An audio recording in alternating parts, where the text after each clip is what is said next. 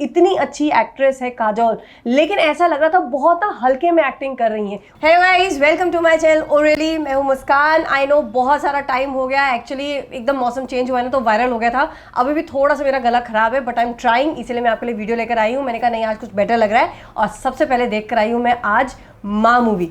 उसके बारे में आपको बताऊंगी, लेकिन उससे पहले प्लीज चैनल को सब्सक्राइब कर लीजिएगा जिन्होंने अब तक नहीं किया है। वीडियो को लाइक करना बिल्कुल मत भूलेगा और कमेंट करना भी बिल्कुल मत भूलेगा।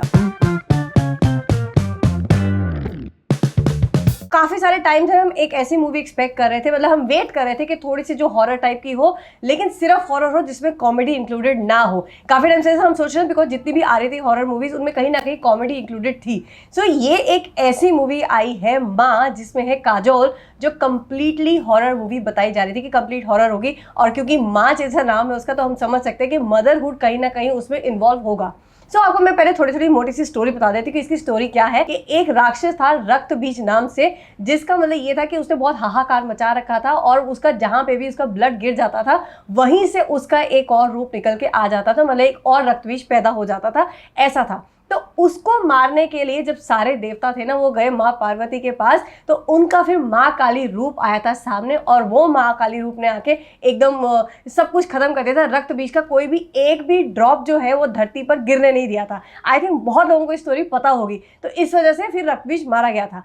इस स्टोरी को कहीं ना कहीं उससे कनेक्ट किया गया है कि एक गांव है जहां पे इस राक्षस का एक बीज का, मतलब वो रक्त बीज था, उसका एक बूंद गिर गया था धरती पर। सो वहां पे इस राक्षस ने अपना अड्डा जमा लिया था और वहां के लोगों को तंग कर रहा था। बेसिकली मैं आपको मोटी मोटी स्टोरी बता रही हूँ, मैं सारा नहीं बता रही हूँ, नहीं तो फिर आपको पता ही चल जाएगा तो क्या देख कर आओगे आप। तो यहाँ से वो मूवी शुरू होती है। फिर वहां पे दिखाया जाता है कि कैसे माँ काली की पूजा होती है। वो कहीं ना कहीं किसी के सपने में आती है, एक ड्रीम आता है, और जिसके भी सपने में आती है तो वहां से वो बताया जाता है कि आगे क्या करना है। तो यहाँ दिखाते हैं कि बच्चे की बलि दी जाती है, मतलब एक लड़की की बलि दी जाती है, छोटा सा बच्चा पैदा होता है, साथ उसकी बलि दी जाती है। तो काफी सारी चीजों को उन्होंने इसमें दिखाने की कोशिश करी कि कहां से क्या हुआ, उस राक्षस से उस बच्ची का क्या लेना देना है, ये सब उस स्टोरी के अंदर है। तो काफी कुछ इन्होंने अच्छा क्रिएट करने की कोशिश करी, एक नई सी स्टोरी लाने की कोशिश करी। ऑल्दो रक्त बीज का ऐसा कहीं से नहीं कहा जाता कि उनका कोई भी बीज यहाँ पे गिरा था उस राक्षस का, लेकिन इन्होंने उसको ज्वाइन करने की कोशिश करी। तो ये तो हो गई स्टोरी। अब बात करते हैं कि इसमें जो एक्टर्स है, इसमें जो स्क्रीन प्ले है वो कैसा रहा। इसको बंगाली बैकग्राउंड दिया गया है और ये दिखाया जाता है कि मतलब यहाँ से एक बहुत सारी फैमिलीज जो है, उनकी जितने भी लड़कियां होती है उनको मार दिया जाता है। तो उसमें से जो एक लड़का है वो वहां से चला जाता है, मतलब दिखाया जाता है 40 साल बाद। तो मैं बेसिकली जो वहां का जो एक लड़का जो पैदा हुआ था वो वहां से छोड़ के चला जाता है, बिकॉज उसको इसमें भरोसा नहीं होता है। लेकिन उसके घर में भी बेटी हो जाती है, तो वो अपने गांव नहीं जाना चाहता है और किसी भी वजह से उसे जाना पड़ता है, बिकॉज उसके फादर की डेथ हो जाती है। फिर ये भी होता है कि उसको वो जो उसकी जो हवेली उसको मैं बेच दूंगा।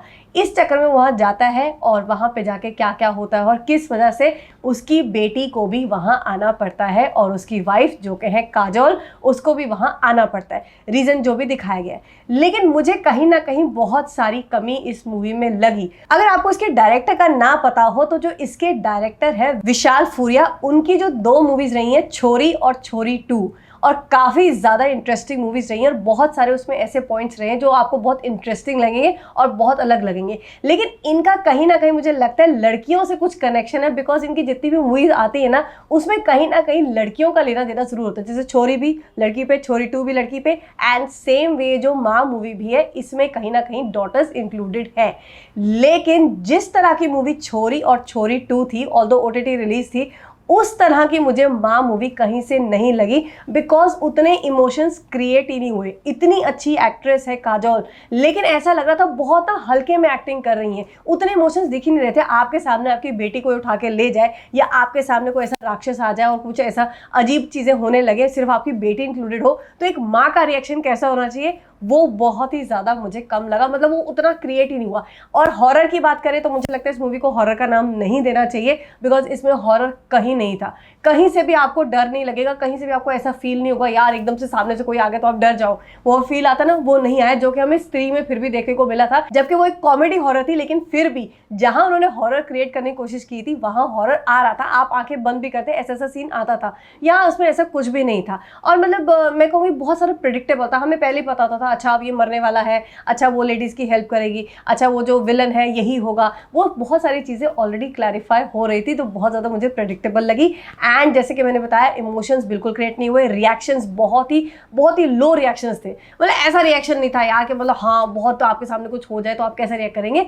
बस एक चीज़ जो इसमें अच्छी है वो है लास्ट के 15-20 मिनट, उसमें इन्होंने काफ़ी अच्छा क्रिएट किया है, जो राक्षस के बीच में और जब माँ काली का एक आशीर्वाद जब दिया जाता है काजोल को, उसके बाद जो इन दोनों का दिखाया गया है युद्ध की कह सकते हैं, वो काफ़ी इंटरेस्टिंग है। उसमें आपका ध्यान जाता है कि हाँ यार जो क्लाइमैक्स है सबसे बेस्ट इस मूवी का सिर्फ वही पार्ट है, उसके अलावा इतना कुछ खास नहीं है, इतना कुछ हॉरर नहीं है इस मूवी के अंदर। और मुझे लगता है इसके पीछे एक मेन रीजन और भी है, वो है इसका वीक VFX। बिकॉज जो राक्षस बनाया है ना वो बहुत ही ज्यादा फेक लग रहा है, एंड जितनी भी लड़कियां हैं जिनके मुंह पे मेकअप भी लगाया है वो भी बना इतना ज्यादा हॉरर नहीं लग रहा है, ठीक ही लग रहा है, ओके लग रहा है। हम नॉर्मली भी उतना देख लेते हैं, इतना तो मुझे लगता है जब शुरू में वो आए थे ना हॉरर शोज आया करते थे, हम छोटे छोटे होंगे तब हम ज्यादा डर जाया करते थे। जैसे आत्मा करके आता था उसमें कितना डर लगता था, और उसका म्यूजिक ही बजता था उसमें इतना डर लग जाता था। इसमें वो वाला डर नहीं था, VFX बहुत ही ज्यादा वीक था, और कहीं ना कहीं ऐसा लग रहा था कि मुंजिया का कॉन्सेप्ट उठा लिया है, बिकॉज इसमें भी वो पेड़ सा दिखाया गया, तो वो ना वो वाली फीलिंग ही आ रही थी कि जैसे हम मुंजिया का ही बैकग्राउंड देख रहे हो।